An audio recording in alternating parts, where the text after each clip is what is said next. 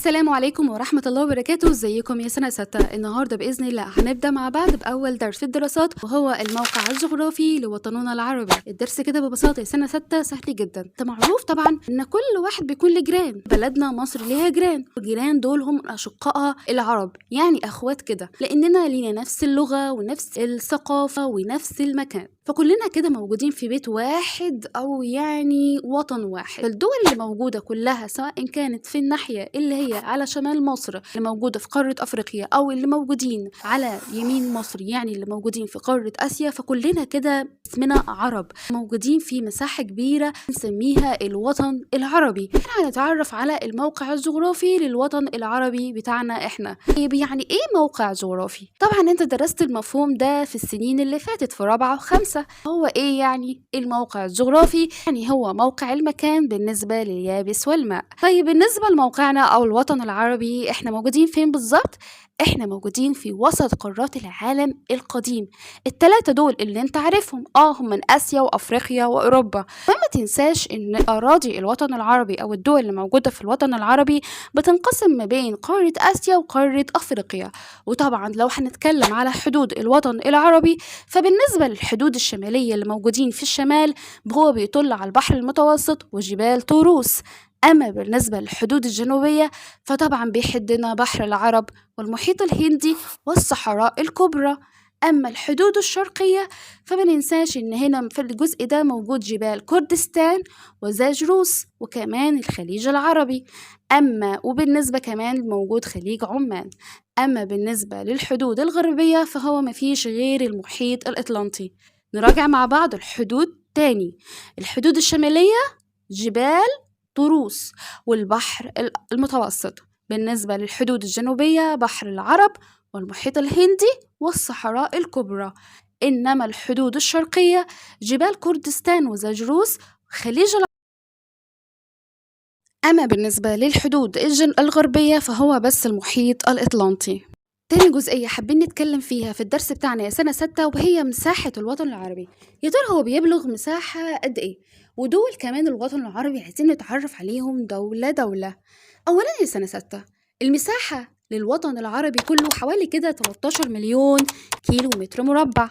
بالنسبة للوطن العربي فهو بيضم كلهم كده 22 دولة، وال 22 دولة كلهم لغتهم واحدة، والثقافة كمان مشتركة، والتاريخ مشترك.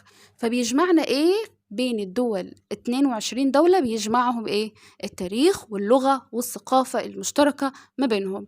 طب لو هنتعرف كمان على الدول يعني دولة دولة، فما ننساش ان الدول دي موجودة في قارة آسيا وقارة أفريقيا. يعني الدول اللي بنسميها مثلا كده في الجناح الآسيوي بالنسبة لنا كم دولة؟ هم 12 دولة.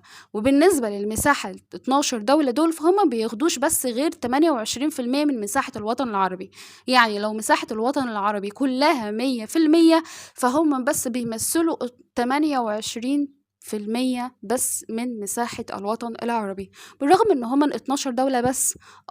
يعني مثلا عندنا فلسطين، الأردن، لبنان، سوريا، العراق، الكويت، السعودية، البحرين، قطر، الإمارات، عمان، اليمن. وما ننساش هنا في الجزئية دي أصغر دولة موجودة في الوطن العربي هي دولة البحرين. طيب تعال نشوف كده دول الجناح الأفريقي اللي هم عددهم كام؟ برافو 10. طيب دول اللي في الجناح الأفريقي مساحتهم بتمثل كام؟ هو متبقي طبعا من المساحة 100%، متبقي أخدنا منها 28 اللي هي مساحة دول الجناح الآسيوي، هيتبقى معانا 72%. فمساحة الدول الموجودة في الجناح الأفريقي حوالي 72% من مساحة الوطن العربي. بيبلغ عددها كام؟ 10 دول بس. فيهم مين؟ فيهم طبعا أولا مصر، السودان، ليبيا، تونس، الجزائر، المغرب، موريتانيا، جيبوتي، الصومال، جزر القمر. وجزر القمر هي مش موجودة معاهم في نفس المكان، ولكن هي بعيدة شوية لأنها موجودة في المحيط الهندي. طيب أكبر دولة في الوطن العربي هي برافو، دولة الجزائر. وطبعا ملاحظين ان موقعنا الجغرافي للوطن العربي متميز جدا، وعلشان كده هو ليه أهمية. فلو هنتكلم على أهمية الموقع الجغرافي للوطن العربي، يعني لأن الوطن العربي أو موقع الوطن العربي مهم جدا من كافة النواحي، فإحنا هناخدها ناحية نحن. يعني مثلا هنتكلم بالنسبة للناحية الاقتصادية، هل الموقع الجغرافي للوطن العربي اداله قيمة اقتصادية؟ طبعا اداله قيمة. ازاي؟ لأن موقع الوطن العربي له أهمية طبعا اقتصادية، فده إن هو بيشرف على مسطحات مائية مهمة. ركزوا معايا سنة 6، في فرق بين مسطحات مائية وممرات مائية. المسطحات بقصد بيها هنا البحار والخلجان، يعني مثلا المسطحات المائية المهمة اللي موجودة في الوطن العربي زي البحر الأحمر والبحر المتوسط والخليج العربي، وإنه كمان بيتحكم في الممرات المائية المهمة اللي موجودة في الموقع بتاعنا، موقع الوطن العربي. يعني إيه ممرات مائية؟ يعني المضايق اللي موجودة في الوطن العربي، زائد طبعا القناة. يعني زي إيه كده؟ زي مضيق هرمز، ومضيق باب المندب، ومضيق جبل طارق، وما ننساش كمان قناة السويس. لو هنركز على مضيق هرمز يا سنة 6، فهنلاحظ إن هو موجود في المنطقة دي اللي ما بين الخليج العربي وخليج عمان. لو فضلنا ماشيين من خليج عمان نازلين تحت عند البحر العربي، وكمان نمشي شوية هنا خليج عدن. خليج عدن ومن بعده البحر الأحمر، فالممر احنا هنمر من خليج عدن للبحر الأحمر من خلال مضيق باب المندب. ووصلنا للبحر الأحمر، فإحنا طبعا مطلوب مننا نوصل للبحر المتوسط، فده هيكون من خلال قناة السويس. ولو وصلنا للبحر المتوسط فمطلوب مننا إن احنا مثلا نوصل للمحيط الأطلنطي، فده هيكون من خلال مضيق جبل طارق.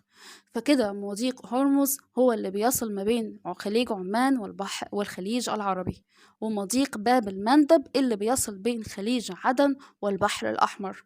بالنسبة لقناة السويس دي اللي بتصل بين البحر الأحمر والبحر المتوسط.